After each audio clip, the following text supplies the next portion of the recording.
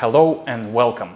Azerbaijan aimed to revive its historical role as a commercial bridge between the East and West, North and South. Part of these tasks assigned to the Baku International Sea Trade Port. Taleh Ziyadov, the Director General of this establishment, is our host, who will tell us firsthand about plans of the organization. Dr. Ziyadov, thank you for your time. It's always a pleasure. Before being appointed as a Director General of Port of Baku, you have been working on a subject, Azerbaijan's position as a logistic hub. As I know, in 2011, you did publish a book, Azerbaijan as a Regional and Transportational Hub in Central Asia. What brought you to think about Azerbaijan's role as a logistic distribution and transportation hub back those days? It may be said that I came to the subject by pure accident, actually, because the rector of the university at the time in 2008, I guess it was, we were thinking about topics that are going to be quite relevant, strategic for Azerbaijan in post-oil era. And one of the subjects were really about transportation logistics. So it was really the rector Hafiz Pashayev who convinced me to take this subject for a research. As you know, the topic is very interesting and there is a lot of talk about Silk Road, new Silk Road, but what was missing really, a comprehensive analysis, a study, whether or not Azerbaijan could become a transport and logistic hub in this new revived Silk Road. And it took about 2.5 years to study this subject, so I did travel a lot to neighboring parts, also to other countries, to hub countries, including Dubai and Singapore. And it did come up at the end of the day as a book, which was published again by ADA. And I'm very happy that some parts of it I get to realize today.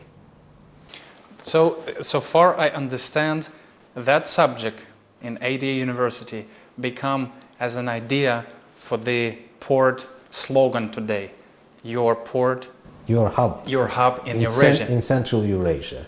Part of it it's a part of the branding, how we position. So this, the research really was a justification in a way, showing that this is a true and correct policy really, because the research and statistics and all the ingredients behind this really support that there is a chance for Azerbaijan to become a hub, but certainly there are many ingredients that need to come to play for it to succeed. And what are those ingredients? Those ingredients really, I personally found them in the history of the Silk Road. Because as you know, 1,000 years ago we didn't have big ocean liners and containers. Everything was done by camels. And camels, the way they had a physical limitation in terms of traveling, every day traders with the camels, they traveled about 40 kilometers a day. So every 40 kilometers you had to stop. There used to be some sort of caravanserai where you rested, fed your animals. Every 200, 250 kilometers or so, you had slightly larger caravanserais, and then, but your destination really was about 1,000 kilometers, and this was the megapolis. Bukhara, Samarkand, Baghdad, Merv, Tabriz, Aleppo, Jerusalem, Istanbul, these were the big megapolises, 5 stars in a way, connected to a smaller caravanserais along the way, and connecting big markets. And everything really happened in these megapolises. These were Silicon Valleys of the ancient times. So in order to revive the new Silk Road, you really need to look back and understand how the Silk Road used to function in those days and how we can really bring it back with the new modern changes and modes of transportation that were introduced more recently, like rail, like ports, larger ports, like containers, and all those things. And here is the question, how we can replicate what happened years ago to the present days? Azerbaijan used to act as a hub in this part Berda, for example, Mingachevir, Şamaxı. These are prominent cities of Azerbaijan. And for many years, these cities acted as a trading hub for the region, for the entire trading routes along this, both north-south and also east-west. What we have now in the 21st century is, especially with the Chinese One Belt, One Road initiative, we are going to see in the next 10 to 20 years the emergence of new hubs. These would be 5-star hubs, 3-star hubs, and 1-star hubs, but they are certainly going to connect to each other and serve as interconnecting nodes that will generate new economic life and contribute to the non-oil economy of the country. So the duplication or a copying in a way stems from the concept of hub. If you manage to create a successful hub and attract international businesses to that hub, then your mission will be completed. And certainly this is going to also benefit your neighboring countries, which we hope that our hub will also have a positive spillover effect. What role of Azerbaijan do you see in this big idea, mega idea? President Xi Jinping's One Belt, One Road initiative really kind of took off starting around 2013. But Azerbaijan has been developing this idea for much longer. The implication of it really is that now we, looking for our project in a way slightly different, now we see that we will be able to realize it to the top of its potential because of the Chinese involvement. And not only Chinese, but also Indian involvement, European involvement, and all the other countries that are interested in the Silk Road idea in the first place. But what we're missing really was, in a way, a locomotive. The trains were there, the locomotive was missing. And it seems to me that China, and particularly President Xi Jinping, is now going to act like locomotive and make sure that the train moves and reaches its final destination. Mr. Ziyadov, Azerbaijan is going to host next year a very big event, major event in this business, World Ports Conference. What is your expectations in this regard? This is an important event. As you know, Port of Baku is a member of International Association of Ports and Harbors.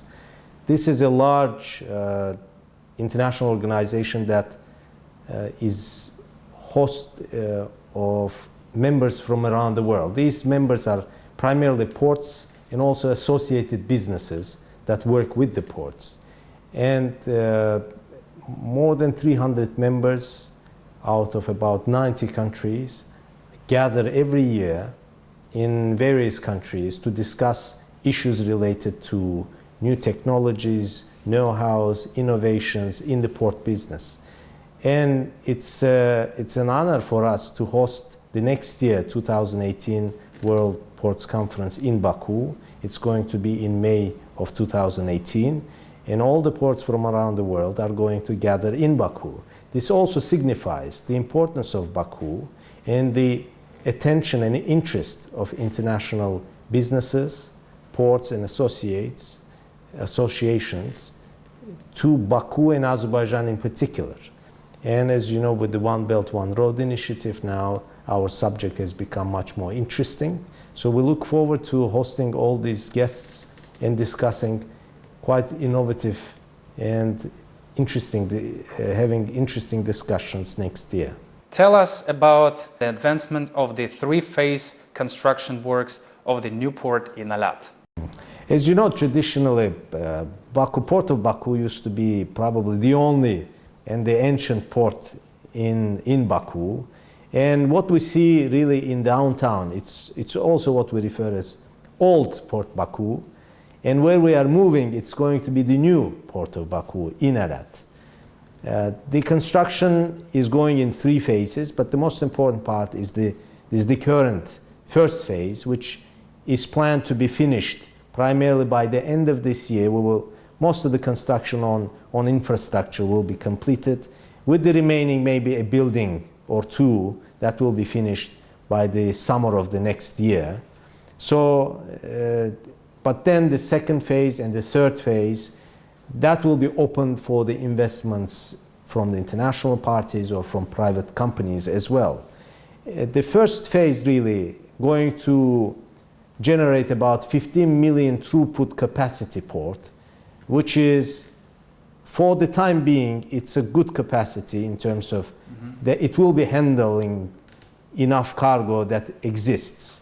As the cargo throughput increases, then we will start thinking about the second and third phase. So Port of Baku and its meaning, the new one, is really about, is not just about port. As I said, in the past, these caravansaray or big megapolises, it were not about a stopover place. It was not just about a transit. Traders used to come to big megapolises to trade. They used to learn something, sell something, buy something, and move on. To create this added value in your port, that's where this free zone concept or a free trade zone concept comes in. So in Alat, obviously, the concept of development of Alat is not just about moving one port to another place. It's about creating an environment which will generate enough economic value for your non-oil economy as a whole. So it is a concept of a port, of a free zone, new town, and maybe in the future also a dedicated airport.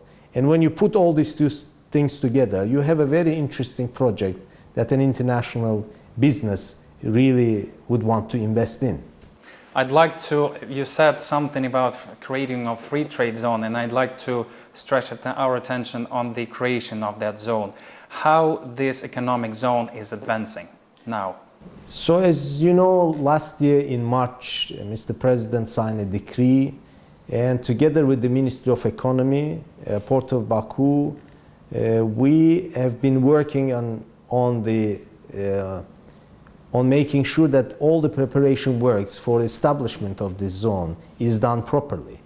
And that is, properly means up to a best international standard. In September of last year, we signed a consultancy agreement with DP World. DP World is one of the leading companies, trade and logistic companies and port operating companies in the world. They operate about 77 ports and free zones around the world, quite experienced. They are the ones that set up the first free zone in the Middle East, particularly Jebel Ali. So they have vast experience in this business.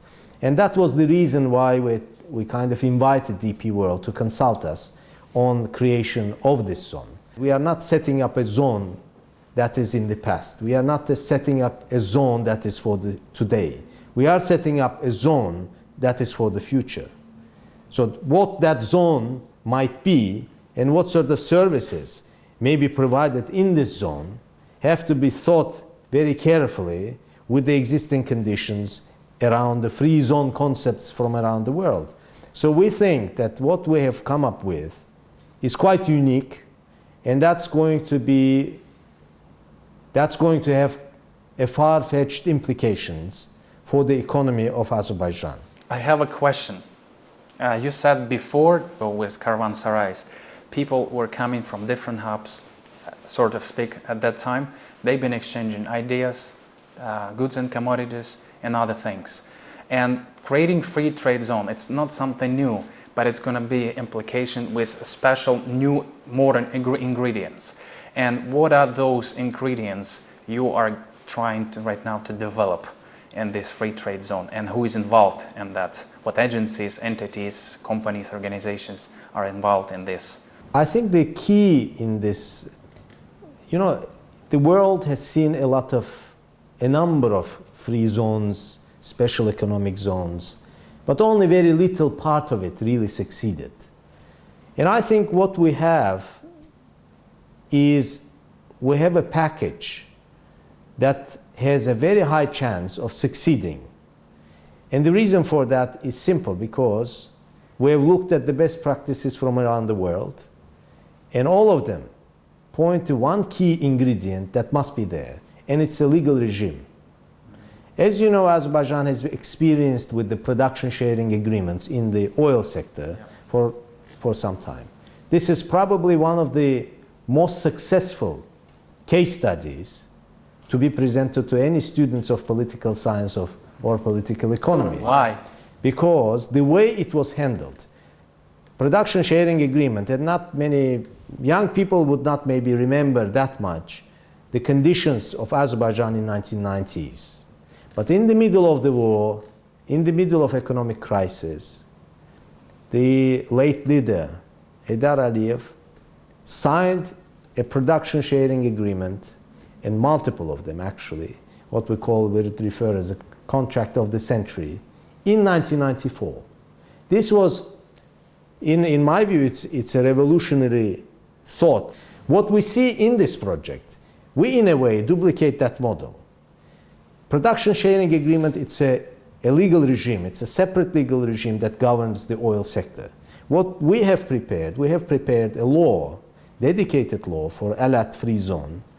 And for that purpose, as you know, there has been a new working group has been created, and Vice Speaker of the Parliament has been appointed as a chair of this working group. So we think that with this team, the final version of the law, which has been drafted according to most advanced international standards and investments and the requests or the needs, it looked into all sorts of demands of potential investors and incorporated in the law. So this is quite advanced law that is going to serve for the generations to come.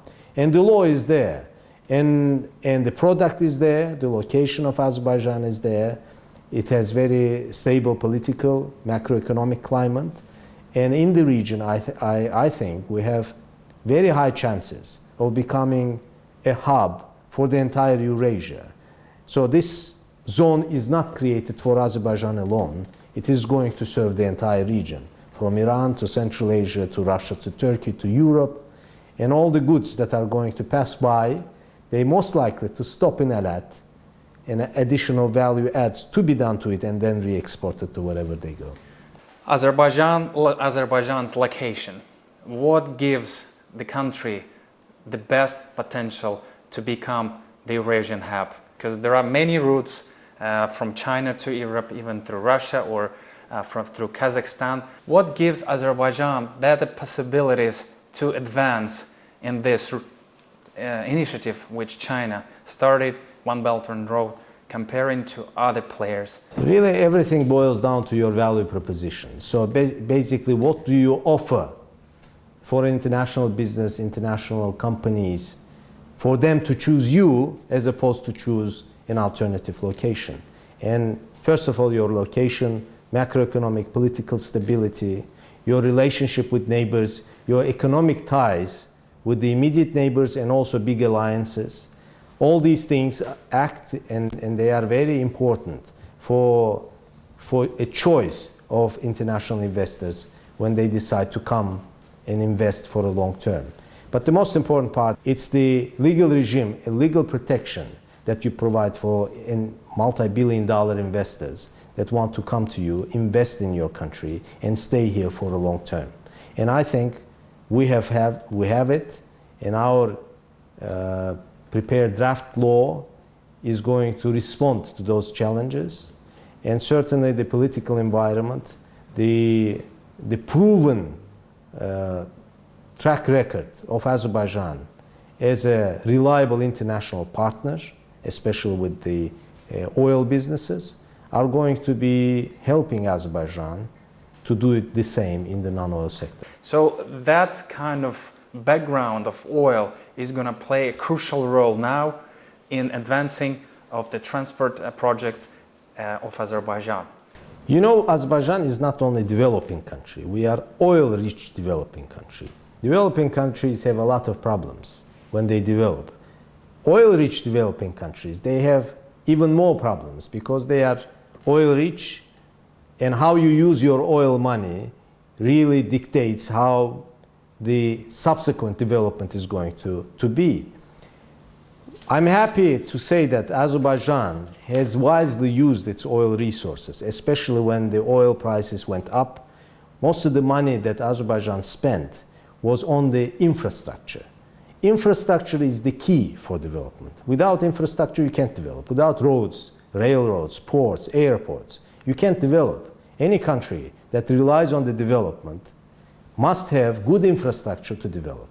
And during all those times, really Azerbaijan has invested heavily into modernizing its railroads, its highways, its airports, its ports, and all these are coming in the right time, and now is the time to move to the next stage of the development, whereby you set up, for example, a free zone, you invite international investors, you start adding value to your non-oil economy. Mr. Ziyadov, how do you think this new special economic zone is going to look like? The idea of the creation of building the new airport, your vision. Can you share with your vision on that? What is being developed in Alat is really the vision of the president to have a modern, a future city, a city that is going to become a satellite town of Baku. There are a number of examples in the world whereby big cities suddenly develop much more advanced, modern satellite towns nearby. And Alat fits this model quite well.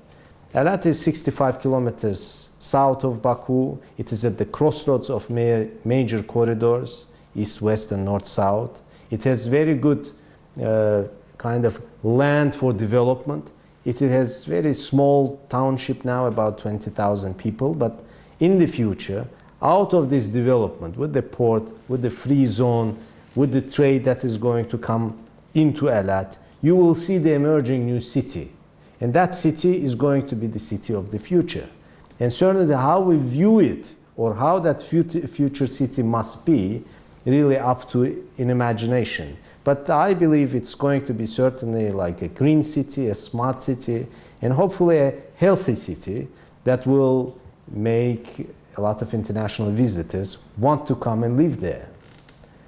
And it is going to be a full served city, meaning there will be port, airport, highways, seaways, marinas, etc., that any developed and future-like city should look like.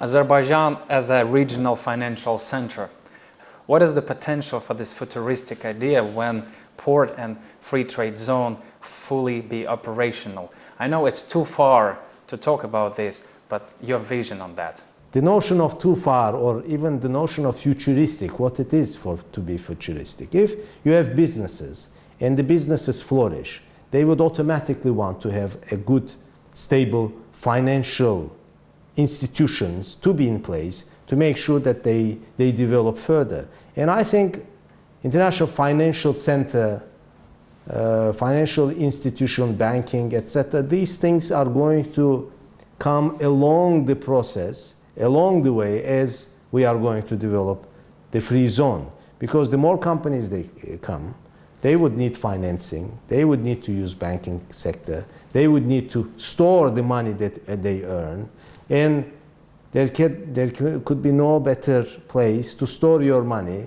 than, for example, Azerbaijan, under the law that we have proposed. Mr. Ziyadov, thank you very much for the very interesting interview. You are very welcome. Thank you for having me. This was Taleh Ziyadov, the Director General of the Baku International Sea Trade Port, and we spoke about plans of the organization to contribute to the revival of Azerbaijan's historical role as a commercial bridge between the East and West, North and South. See you.